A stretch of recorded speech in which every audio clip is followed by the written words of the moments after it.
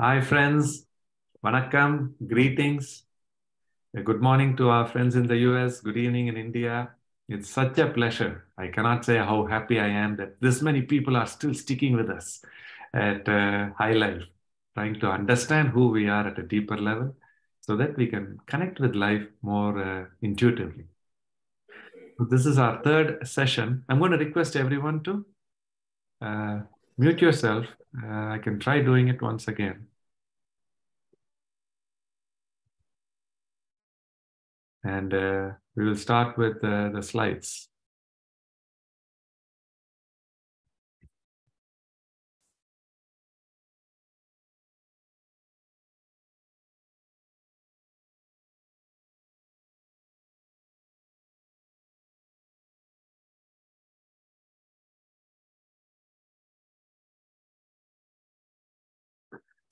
You're able to see the slide full screen?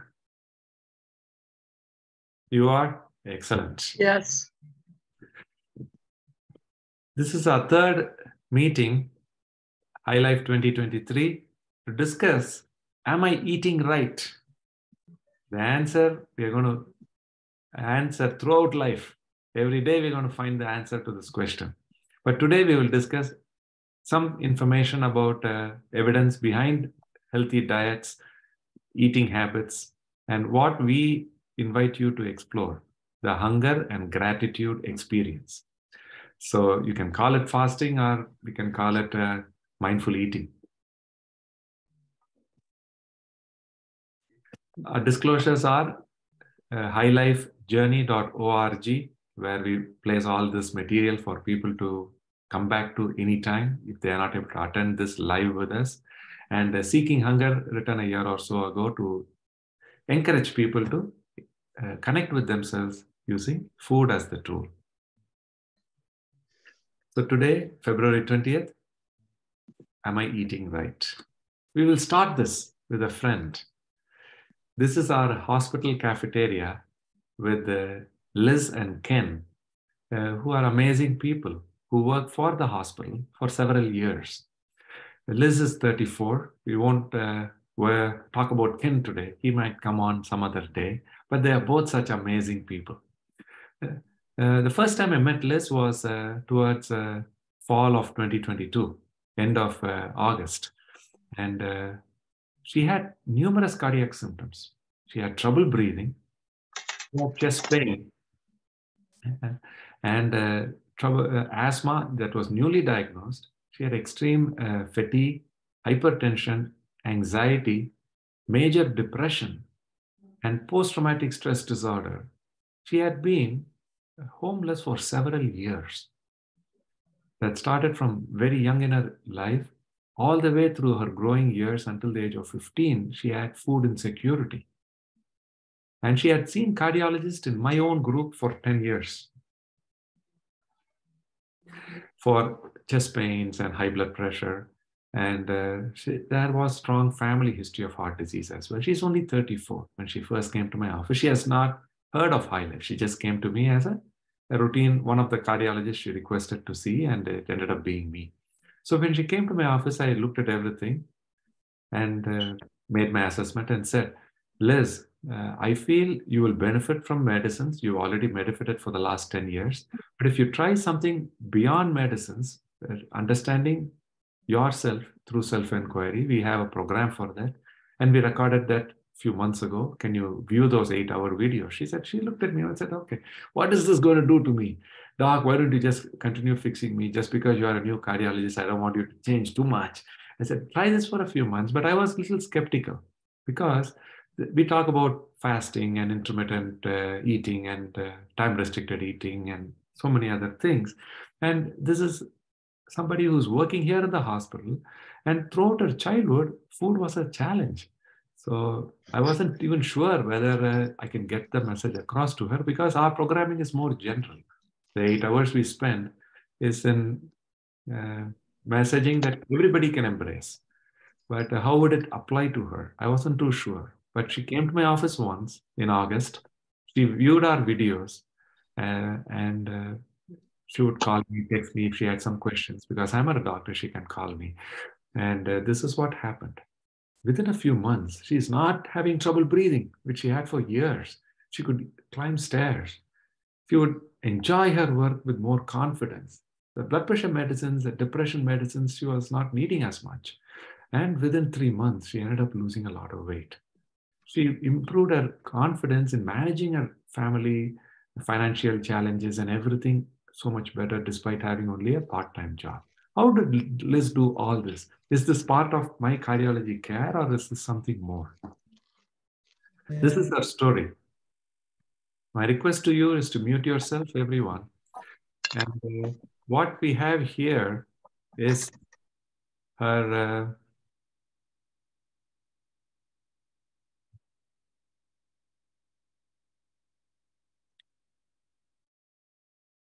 What we have here is the medical record of Liz. And what we are seeing on the x-axis is time. 2012, 2016, then 2020, the COVID pandemic, and 2024 has not yet happened. Okay, so this is the medical record of her life, her weight through her life course. And here you're seeing weight. She was about 80, 85 kilograms. And around the pandemic, when she came back, it had shot up to, you can see, 93 kilograms. So that is the first time that she's meeting me in August 2022. And then this is what she does in cardiology. I'm so stressed, man. I'm scared to do it. I do it.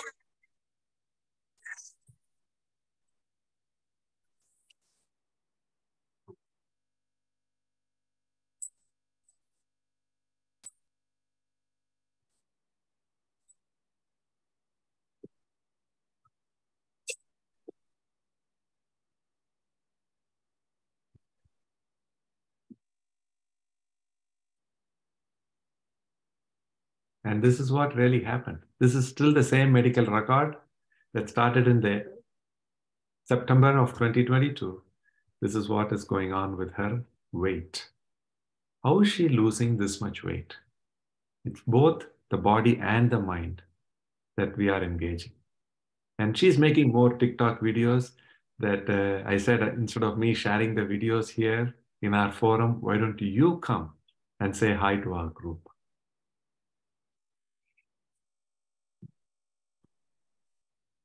Hi, Liz. Can you unmute yourself? Good morning. Can you hear me? Yes, we hear you loud and clear. Good. Good morning, everybody. Good morning. Good morning. Still muted for the most part. So if one person wants to unmute and ask a question to Liz, then she can start off.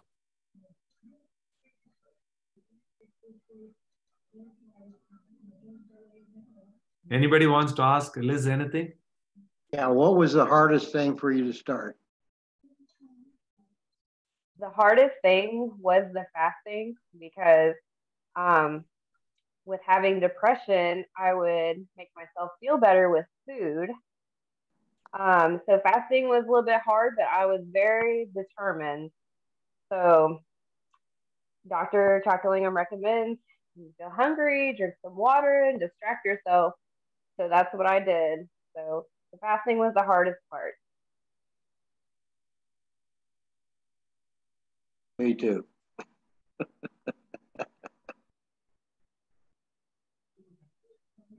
Liz, it's your time to talk. Tell us about your journey. Okay. So I had seen a cardiologist before, and they had me take blood pressure medications. I was taking 3 different ones. I had preeclampsia with my last pregnancy in 2012, and my blood pressure did not return to normal after delivering my baby. And so I've continued to have the high blood pressure, and it was controlled with medication. But me being in my 30s, I didn't want to continue to take medication if I could heal my body. So I reached out to the cardiology clinic. My doctor had referred me there, and I just happened to get lucky enough to get Dr. Chocolingam, and I had the intention that I wanted to change the way I ate so that I could, eventually get off of my blood pressure medication. I didn't think it would happen so quickly. I thought it would take maybe a year, but I was able to stop my medication within a few months. The weight came off so quickly. Sometimes I look in the mirror and I'm like, who is that? That's not me. So, it's a little bit of quite a bit of a change. And I never thought that I could be like this and feel like this. The mindfulness with the fasting, I remember Dr. Chocolate says, just because you are hungry, it doesn't mean you need to eat. And so telling myself that, especially whenever I'm having sad feelings with the depression or the memories from the PTSD, I would soothe myself with food, especially sweets. I love sweets. I love salty foods. So the fact that I was able to say, I don't need to eat, I can do something else. So I would distract myself with positive, uplifting music, with good mantras that help distract my mind from the sadder feelings that made me want to eat. And I would listen to this music that made me feel more energetic so then I could use my hunger to fuel my productivity for cleaning or for work. And just keeping that in mind that I don't need to eat. And when I did eat, I chose food that was nutritious, that would nourish my body, not just make me feel good emotionally, food that would, reduce my inflammation, high fiber food, just food that would take care of my body instead of making my body feel more sick or be more sick. Fasting was difficult at first. Sometimes it still is, especially around the holidays, which I did celebrate with food a lot. But even if you have a day where you're like, oh, I just wanted to eat, with my friends that have lots of delicious food that may not be the nourishing foods, it's okay. You just start again the next day. Start over. I'm fasting today. And when I do break my fast, I'm going to have my vegetables and my fruit and my leafy greens. And so you just focus on the food that I'm eating is going to nourish my body and take care of my body. So, because you're going to be in your body for hopefully a long time, so you have to take good care of it. So, there you go. Amazing. Thanks for sharing your story with us. Any quick, one or two quick questions to Liz? Liz, you look, can you hear me? You look lovely today. What are the foods that you eat that are nourishing? What type of things do you eat? So whenever I eat my meals, I always start off with my fruits, my vegetables, my leafy greens. So I eat that first, and I make sure I eat slow. Even when I'm super hungry, I have to take my time and just kind of pay attention to what I'm eating and how it tastes. So I start off with the food that is higher in the fiber, the fruits, the vegetables, the leafy greens, the beans. And then if I have like a protein like chicken or any of that, that is what I eat last. Thank you. Any other quick questions for Liz? Two more quick questions and then we'll go on with our slides. Hi, Liz. My name is Arun Chokalingam.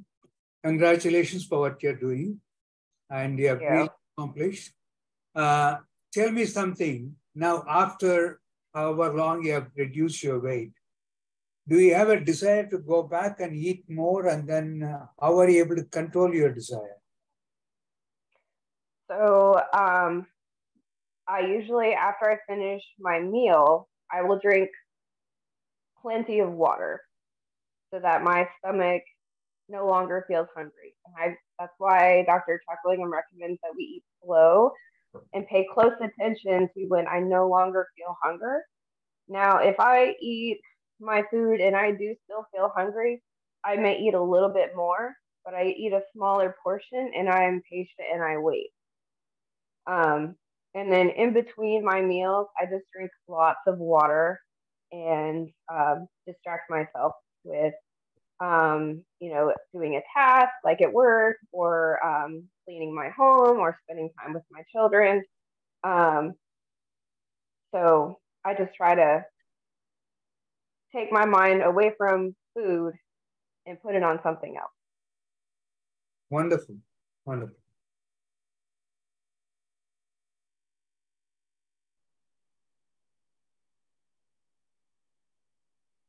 One last question for Liz.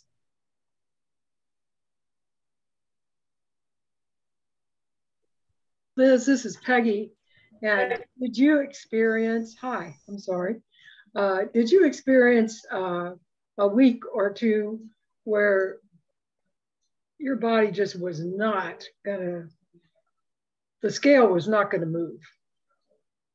No matter how many times you cut your egg in half or your bread in half or whatever. Did you experience that at all? I'm running into that in the last couple of weeks. Yes, I'm actually experiencing that now. Okay. I've been stuck at 158 for several weeks now. And so I just keep doing what I'm doing because it will go down. Sometimes your body gets used to it. Maybe you can fast a little bit longer, but whether your weight is moving or not, you're still eating foods that are good for your body. So yes, if you're not used to this food, that makes you feel so much better, or makes me feel so much better as I go through the day or whatever. So it's just it's really a good program. Trying to eat as much green as I can doesn't help me much. It's very difficult, but the switch in using really nutritious food has made a real difference for me. Mm-hmm. Yes, I've noticed that at times when I have eaten something, that you consider junk food, something sweet or something at a restaurant, I notice more how it makes my body feel. When we ate lunch that day, when we took that picture with Dr. Chucklingham, he said, "I will order whatever you want. Pick what you want on the menu." And I said, "I don't like the food on the menu." He said, "Oh no, it's a celebration, celebrate." I'm like, that's gonna make me feel really yucky. I don't want to eat that. So I chose this plant-based meal that they have in the cooler in the cafeteria, or Essentials is the little restaurant they have in the hospital. So I chose one of the little plant-based meals. I said, "This makes me feel good. I like to eat this." Even though he says, "We could celebrate, you could eat this." I'm like, I don't like how I feel when I eat that. So Liz, I have one question for you. Yeah. To summarize your amazing success in the last 4 months in High Life, would you say it is diet, exercise, or your mind? Which is the biggest reason for your success? I would say my mind. I am very motivated to improve my health so that I can live a long time, to see my children grow up and, maybe they'll have children and their children will have children. I want to be around. I want to be the grandparent who everybody comes to my home and we celebrate the holidays.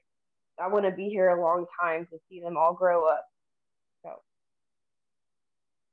thanks so much for sharing that amazing story, Liz. We all pray and wish for your continued success and for you to inspire us the way you are doing so beautifully. And I'm too old to be on TikTok, but Liz posts on TikTok so often, and we got one of her TikTok videos emailed to me so that I could share it with you today.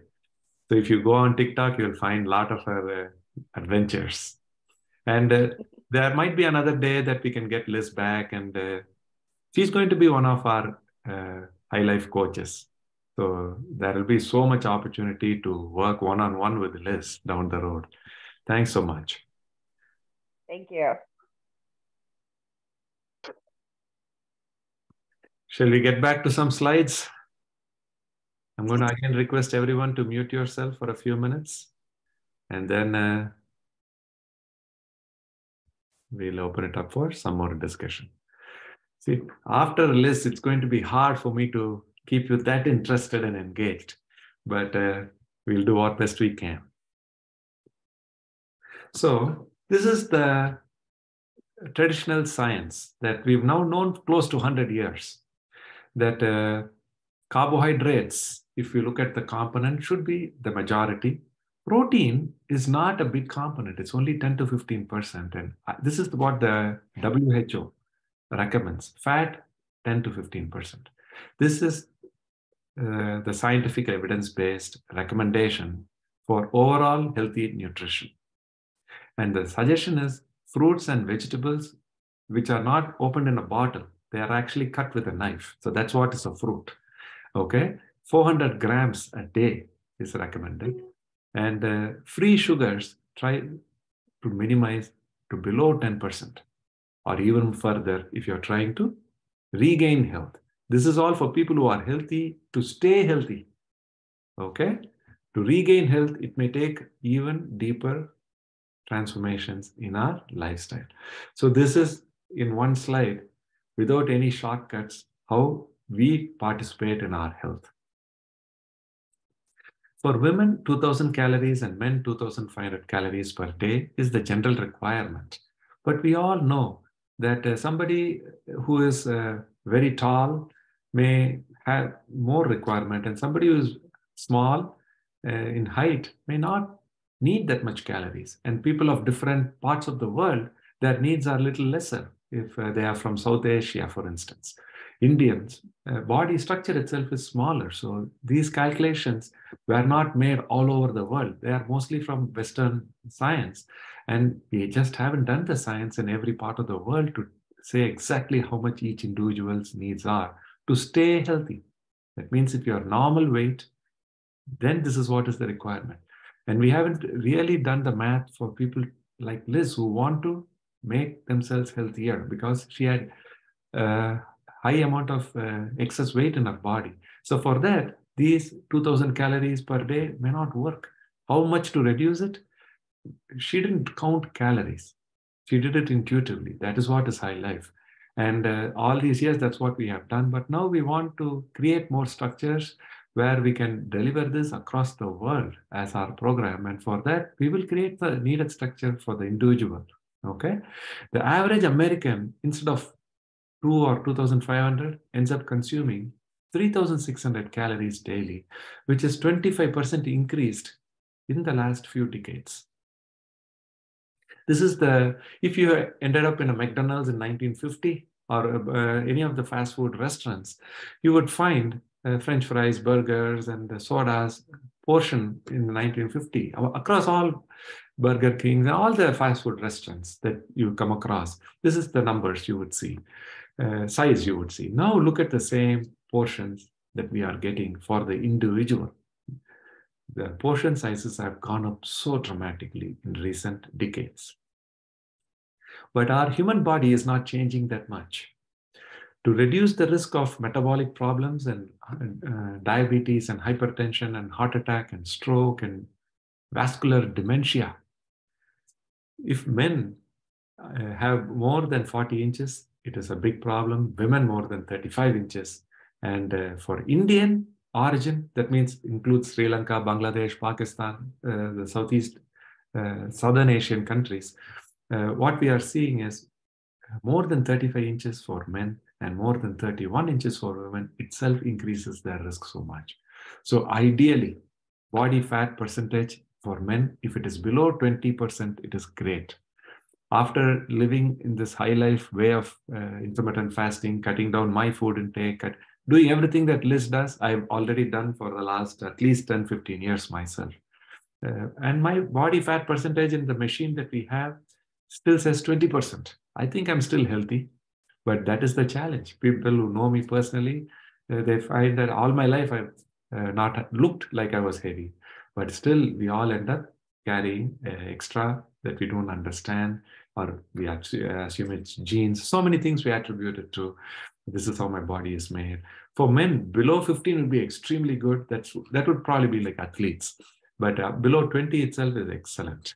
And for women, below 30 is great. Below 25, they can shoot for above the age of 40. That would be wonderful. So which is the diet that will get us there? What are the real secrets to losing weight? So we need to go through that. These are all the diets that I just found online when I just Googled diet for health, all these things. There's only a fraction of the diets that are available out there. This is one way of looking at it, the Mediterranean concept, where grains form the bigger portion, legumes and fruits and vegetables, a little bit of olive oil, cheese. And then in a week, they suggest you can have some poultry, fish, and sweets, and much rarer is the red meat. A little bit of wine is part of the Mediterranean discussion, and daily physical activity forms the foundation of why people in the Mediterranean countries like Italy, they are living longer with less metabolic problems. So we discussed in slide. Now I'm showing the dining table, what the family is eating. So this is the Mediterranean diet. Can you spot the most important dietary item in this picture? The answer is, it's not the content of vegetables or oils or nuts. It's actually something else. It is that energy to spend together, the participation as a family with friends. They celebrate the cooking. They spend 2 hours having that lunch. You have to move to Italy if you want to spend 2 hours for lunch. Here in the US and for friends from India, lunch is 2 minutes, just in the middle of some other work that we are doing, right? So that is the diet that everybody cannot just like that embrace. But for that diet to succeed, it takes 1 hour of preparing the food, and then 2 hours of enjoying that food. Now, when we look at the real science behind alcohol, when I went to medical school in the 1990s, the science said you should drink 1 or 2 drinks. If you're not drinking alcohol, it's unhealthy. So many of my friends would drink alcohol, and now the science is very, very clear. This is direct, and any amount of alcohol is only hurting our health. We have enough evidence now from biological aging literature and genetic epidemiology that clearly says we don't need to drink alcohol for the sake of health. But if you love alcohol, then I would recommend maybe limiting to 1 or 2 drinks if you're a man, and less than a drink of alcohol if you're a woman every day, okay? So you don't have to drink to become healthy. This diet is very well established. The dietary approaches to stop hypertension. So this again looks very similar to the Mediterranean diet, but the emphasis again is very, very strong towards whole grain foods and multiple servings of vegetables and fruits every day. So this real fruit and real vegetables, they have so much fiber that is beneficial for us. And then a little bit of dairy is okay, some oil is fine, meat is okay. And this is what the DASH diet is. You can just Google DASH and you'll find so many options. And this has been especially beneficial for people dealing with high blood pressure. So this is the plant-based whole food image that really could make even deeper cuts into metabolic problems. So people who are trying to lose weight, if they can embrace a diet more and more in this picture, that will really help them. There is a reason why certain foods are in the base. That means you can have nearly or actually as much as you want in the lowest portion. And you have to watch out what you do in the next levels and move forward like that. Okay. So now we come to my story. So this is one of the best days of my life. This happened in the summer of 2018 in Slovenia, when my wife, daughter, and a tour guide helped. We went up a mountain. So beautiful in Slovenia. And this is me sitting right on top. There's some people who are really brave would stand where my hand is and get their pictures, but I'm not that brave. So, so I just sat a little further away, and it looks good on the picture. So, so I'm again going to, I'm so glad people are laughing. So that's the intention. But I'm still going to remind you to all mute yourself if you can, so that another 5 minutes will be done. I'm going to tell you the problem with these sessions in High Life. This time goes like a minute for me. So within a few minutes, the 1 hour is done, and I have to wait till the next Monday to meet you all. So that is my concern. Anyway, no, I can hear you. Let me try if I can mute you again. Okay. So this is my wife and daughter in 2018, and still they are my wife and daughter if somebody has a question. And this is the path we are on. And this is already 1 hour into the hike. And I asked the tour guide, we are enjoying this hike in the woods. How much further are we going? When are we going to turn back? He showed me some distant mountain and said, that's where we are headed. I thought he was joking. I pointed it out to him. He took this picture. And he said, yeah, you got the point. That's the exact point we are going to go to. I thought he was still joking. It looked like it's like 8 hours away. From this point, it actually took us like 4 hours to get there. And we did it. And coming back was much easier. We came back, I think, in altogether like 2 hours. So that was our whole day that we spent. My daughter was like 8 or 9. And I was 45 at that time. And this turned out to be one of the big workouts of my life, because we hadn't planned such a mountainous hike. We hadn't anticipated that, but we survived it. And I was proud that because I played tennis nearly 3 days a week against kids who are 20 years. And the trouble with 20-year-olds who play tennis is they have too much energy.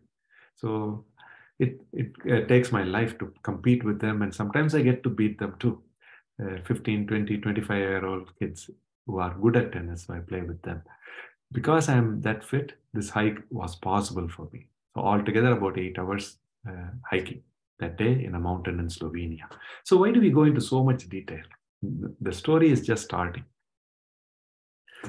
Let's start with starvation. This is what we really need to understand when we talk about, are we eating right? When Liz comes to us with a beautiful smile and encourages you towards High Life, and she's saying, I'm fasting. This is not starvation. Liz, in her childhood, she had food insecurity. That's a fancy word for going to bed hungry, without access to food. So this is still present in over 1 billion people today. And that billion people are going to bed hungry, and this is how they would look. This is what is the picture of starvation. And that is not what High Life wants you to physically become like, or emotionally to become friends with starvation. That word we don't want to use ever again in our life, because it's not a good place to be. And Liz herself was like that for the first 15 years of her life, unsure about getting food. That's the person who introduced our third session today for us. So that starvation is very different from fasting. This person, does he look like he's starving? He's my height. I'm 6'1". He's also the same height. And he's 3 times more muscular than me. His name is Timo. He changed my life in Slovenia. How did he do that? Because he was the guy who took that picture, and he encouraged all 3 of us to reach that mountain peak and made us feel so accomplished. All 3 of us were amazed with his company, because in that journey, he also allowed us to understand his inner consciousness. He eats only 1 or 2 times a day. We look sort of similar in height and weight, but he is 3 times more muscular than me. Locally, they call him Thor, the Greek god, because he's so strong. And he himself jokingly said, Anand, your family is very fit. You did this hike. I can do the other 4 peaks that you see around here today by the time you get back to the car. He's that fit. He wasn't joking. And still he eats only 1 or 2 meals a day, despite being strong, being in his 20s. So that blew my mind. I did not know, being a doctor at 45, cardiologist, treating heart patients and doing whatever I do as a career, I learned so much from him. He does not know Siddha consciousness. He does not know yoga. He's from Slovenia. He's never left that country. Not because he doesn't like the rest of the world. He has not traveled anywhere outside because it's so expensive to get on a plane and travel. That's the only reason he hasn't seen anything else. But he is so directly connected with life. And I can spend the next 1 hour talking about him. But the truth is, what you see here, he eats only 1 or 2 meals every day, despite being a tour guide every day, hiking 8 hours or whatever, taking people up and down mountains. Mahatma Gandhi said, I believe there is no prayer without fasting, and there is no real fast without prayer. He is the father of our nation. God comes to the hungry in the form of food. So intermittent fasting means for 12 hours, if we don't put any food in our body, we are fasting.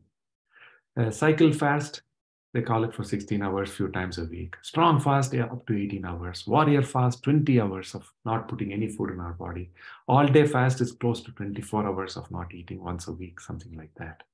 So this is what we encourage all our friends to understand. What is emotional eating? 95% of all eating happens because we are happy, because we are stressed, because we are anxious, because we are celebrating birthdays or celebrating promotions or whatever. And most often it ends up being fun foods that you see in the picture about that emotional craving or emotional eating. The next is the habitual eating. My parents are both doctors, and I grew up in India where I was very proud that I never snacked even as a school kid. And my dad is a cardiologist, so I tried to avoid yellow of the egg for several years in my teenage time because they said it's fatty, and I thought maybe I shouldn't eat it. So I was extremely healthy, I thought, by habitually eating 3 meals a day. So until that picture where I met Timo in that hike in Slovenia, I had not missed a single meal for the first 45 years of my life. So I was eating by the clock out of convenience. And it allows us the discipline for us to pursue education, being a doctor, taking care of patients all day long, or whatever else we are doing. As long as we make sure we get enough nutrition, we'll be okay. And I was doing great. I was playing 3 days of tennis every week with the real singles tennis with younger people. So I was actually happy and proud and healthy at 45, living through habitual eating. And I've never eaten out of emotional craving because I thought I was very mindful all my life until then. But after meeting Timo, what the father of our nation, Gandhi, has said, did not connect with me. I did not know that saying that he said. But when Timo lived like this, that changed my mind. I wanted to explore how come if Timo can eat lesser, maybe I should also try that and see how he is so comfortable, so strong, looking fit and able to still survive on lesser food. So that is our High Life's core principle. So I have to thank Timo for this because from the day that I met him until today, I am still hungry. And I plan to be hungry the rest of my life. And it is out of gratitude for life. So that is what High Life is. The physical hunger that we encourage people to connect with is a deep freedom. That it is not starvation. We can go for several hours without eating. All of us can. But obviously, if you are pregnant or if you are a type 1 diabetic on insulin with risk of hypoglycemia, advanced cirrhosis, if you have eating disorders, we don't recommend this for the whole world. We recommend this for people who don't have those conditions. And opening to all types of foods happens intuitively. For me, when I'm fasting for 24 hours and I'm playing a singles tennis match at 23 to 25 hours and coming home to have my first food in 26 hours, that's when my mind and body naturally gravitates towards a banana. That is the first thing I love. And if you see Wimbledon finals, all the top players in the world have a banana. They come from different countries. They're competing for 6 hours in a tennis match that is going to make the difference for their entire life's work. and they choose a banana rather than other things that people could be having that are claiming to give us energy and nutrition. They are not having any soda or energy boost or other things. They're having water and banana for the most part. Okay, and this hunger goes away when we eat, and eating itself is satisfying. Okay, it is not something that leaves you guilty when you eat out of physical hunger. So for me, it took 45 years of living healthy to figure out there is a healthier way to live. And I directly want to invite everybody to try this. I want you to take it to your children and your grandchildren. And Liz, she's got 3 teenage kids. She's trying to encourage them the right way, not forcing them to eat only the healthy things, but the high life ways. There are so many systems that we teach one-on-one that it's going to take so long. It's not like I don't want to say all those things here, but the best messages we bring to this system. So if we are hungry for a few minutes in the morning, at noon, or in the evening, that's okay. We're talking about 5, 10, 20 minutes. This is for healthy people. It is good to be healthy. And then when we are hungry, what food do we access? This is the food that is available. So we have to make the healthiest choice here. Which is the best of this multiple choice question? Really, there is nothing that is going to nourish you. Okay? Yeah, at Wimbledon finals, French Open finals, you don't see people having any of this. That is the message. Being a little hungry when we want to lose weight is okay. In the morning, for 1 or 2 hours, can I be hungry? In the afternoon, can I be a little more hungry before I have my lunch? At evening, can I again be hungry for a little bit before I eat? You met Marilyn the first week. She's also here today, Marilyn Lake. She's so amazing. At 80, she asked me, will your system work for me? This is what we encourage her to try. And at 80, she's telling us, Anand, this works, because she has lost 20-25% of her entire weight in 6 months. And she's feeling decades younger. And her heart failure symptoms have resolved. Her medicines have come down. At 80, if she can do it, many of us are younger and we can try too.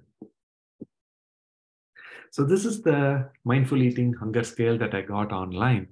And if 10 means I'm too full, nobody wants to get to 9 or 10. We need to stop much before that. Even if we are partying and celebrating the biggest success in our life, we ideally should stop by 7, okay? Maybe 8 if you want to push your luck. And then if we eat when we are a little bit hungry at 4, then we'll be okay. This works for people who have ideal weight, no health risk factors, doing great in their life, in their 20s, 40s, or 80s. If you stay between 4 and 7, you should be in good shape. That's great. But what about people who, like Liz, who we met today, if she stays between 4 and 7, when will she regain her health? Never.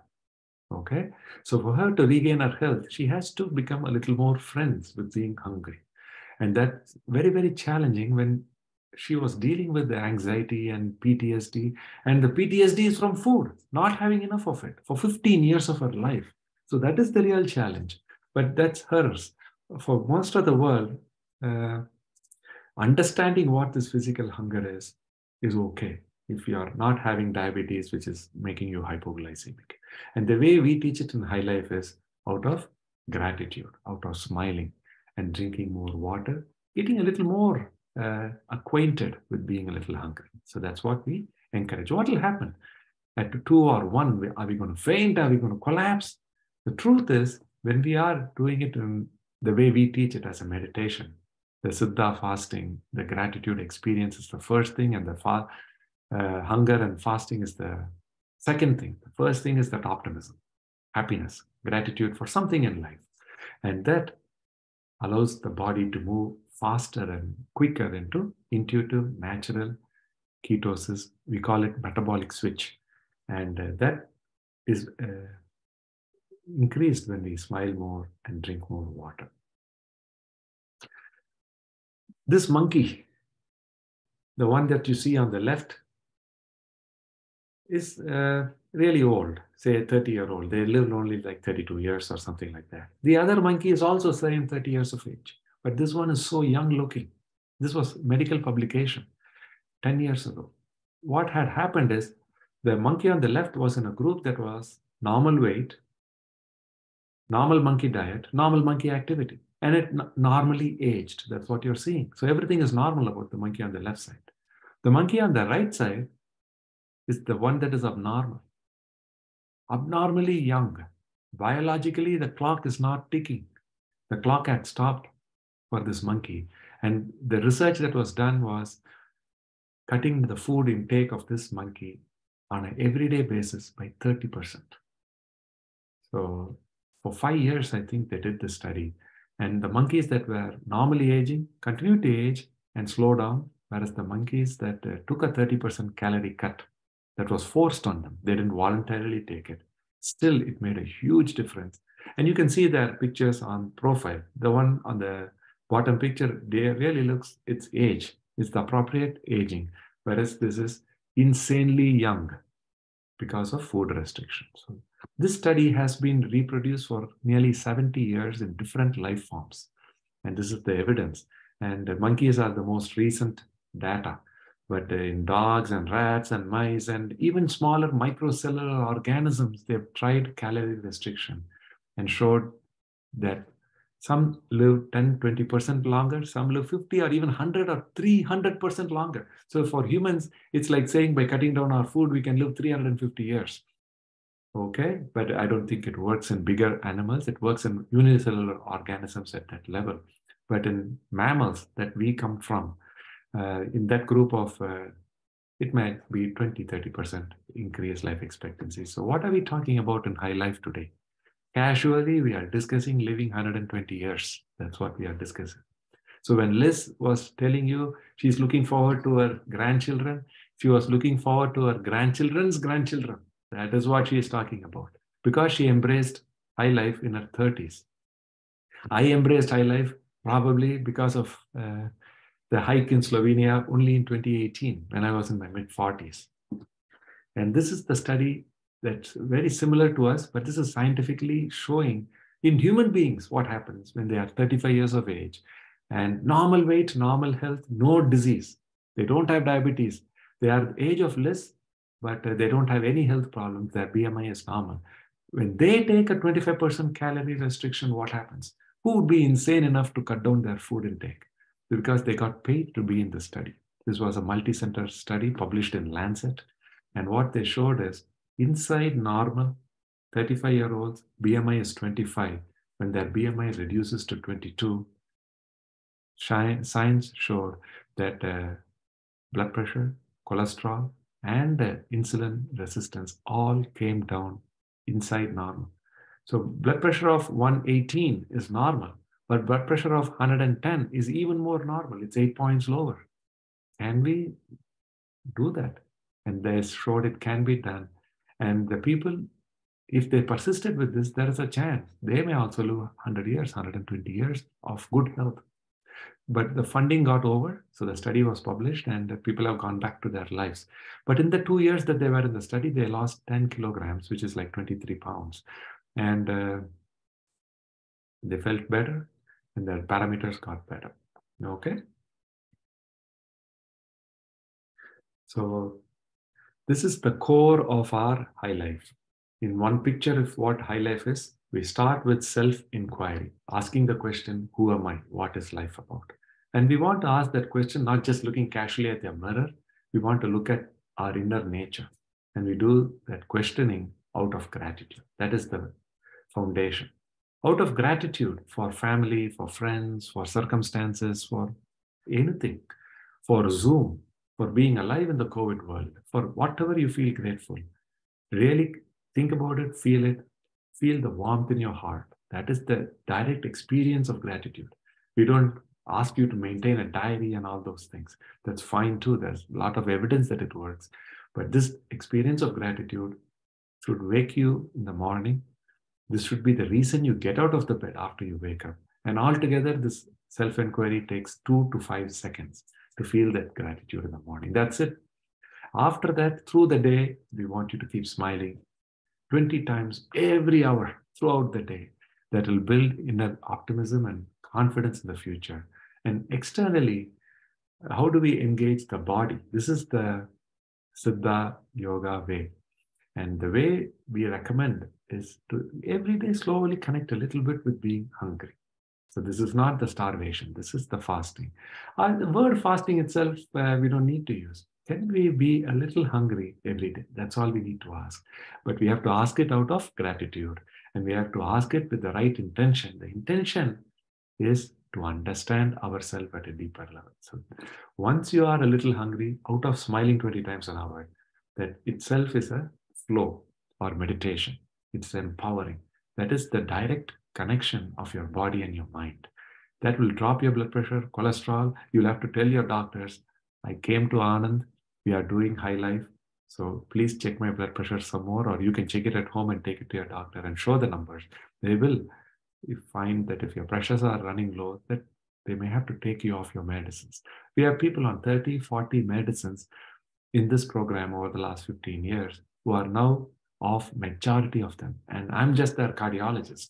So they are coming off medicines for depression, arthritis, diabetes, whatever else that they were taking medicines for pain, so many things that they were on, they are not needing anymore. They're talking about 40 medicines coming down to 2. And the last 2 medicines, you may ask what they are. They are for me to sleep happily. Being a cardiologist, for somebody who's had a bypass and a weak heart, I request them to take a little bit of aspirin, a little bit of a statin, whatever I feel will be needed. The rest, they'll say, oh, doc, for your sake, I take this. Like that, they've come off majority of their medicines. This is the power of what I'm trying to invite you to embrace as your own self-inquiry. Okay, your heart is obviously going to thank you for this journey that you start. This journey was started by a friend of mine. Wow, it's already 10 o'clock. So maybe we can start our next week with this. Okay, this is an amazing story. What I'm showing you here is within 2 months, how much weight reduction happened. So we'll keep this for next week.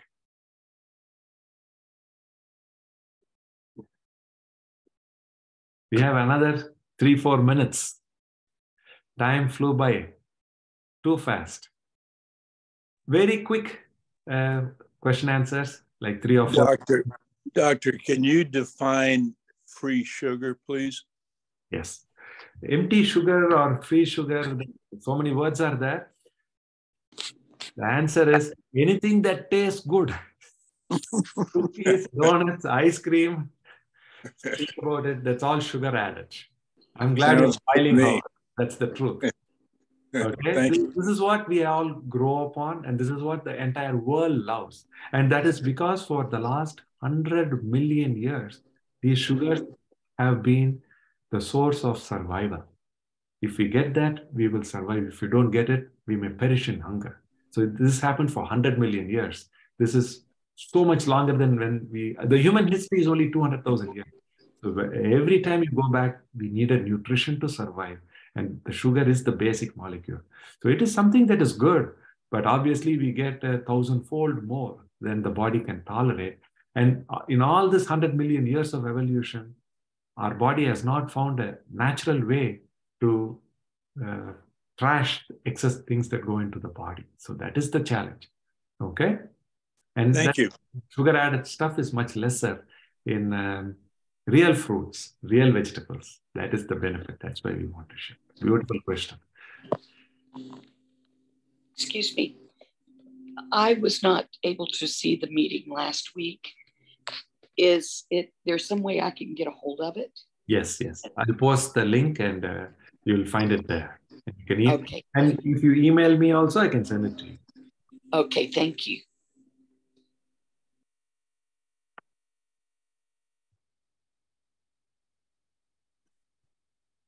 Few more quick questions before we close for today. It's nearly the hour already. Hello, doctor. Is that HbA1c also very important, or? It is. It is a measure of how much the blood sugar is.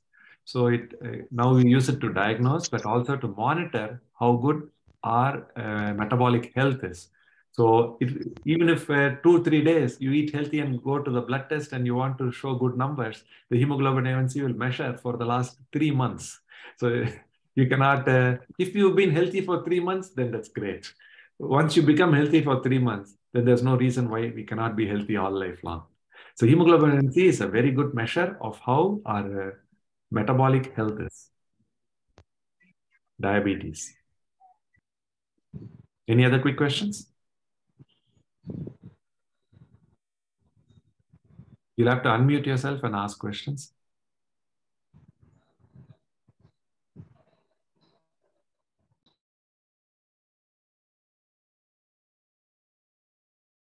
This was an amazing session. Thanks so much, Liz. We cannot actually thank you enough for inspiring all our friends to think more and more outside the box and move towards intuitive living. And look forward to meeting you all next Monday. Thanks so much. Bye-bye. My request is to fill out the survey when you get a chance. I'll post it here, and please fill it out today. You might have also got the email. Let me put it in the chat once again.